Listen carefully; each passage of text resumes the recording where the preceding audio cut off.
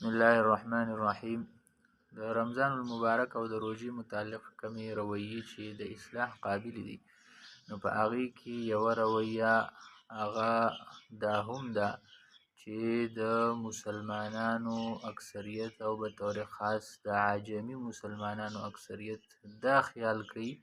چې رمضان المبارک چې دی نو دا د زکات د ادایګۍ میاشت ده، او داسې خلق دی چې هغه د رمضان المبارک نه علاوه په نورو میاشتو کې د زکات د ورکولو روادار نه وي، او صرف رمضان المبارک کې دی د زکات ادایګي کوي. نو دا خبره د اصلاح قابله ده. شریعت مطهره د زکات دپاره علی التعیین میاشت نه ده ټاکلې چې ته به په دې میاشت کې زکات ورکوې او په نورو میاشتو کې به زکات نه ورکوې، بلکې د زکات دپاره میاشت هغه ده چې کومه میاشت د انسان د مالدارېدو میاشت ده، چې په کومه میاشت کې په ده باندې د دې د نصاب مالک شي او په ده باندې د زکات هغه مال د سره پوره شي. نو کله چې هغه میاشت بیا راشي او دی د مال مالک و صاحب نصاب و، نو دی به بیا زکات ورکوي. په دې کې د روژې او د غیر روژې د رمضان او د غیر رمضان څه تخصیص نشته، او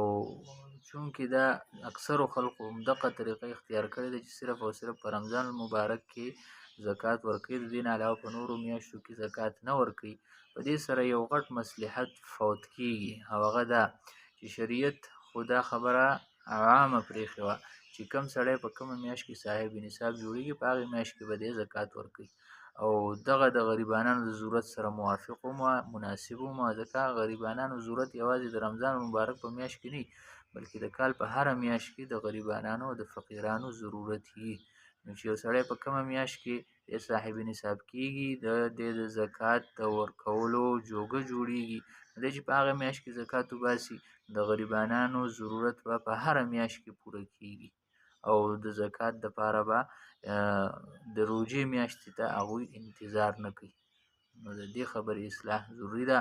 چې مونږ په کومه میاشت کې د مال مالکان شو په هغې کې به مونږ باندې زکات واجب شي، نو چې کال له مونږ په هغې میاشت کې د زکات د ادایګۍ کوشش کوو، او صرف خلقو ته په کتلو سره هغه رمضان المبارک ته نه مؤخر کوو. الله دې موږ له د عمل کولو توفیق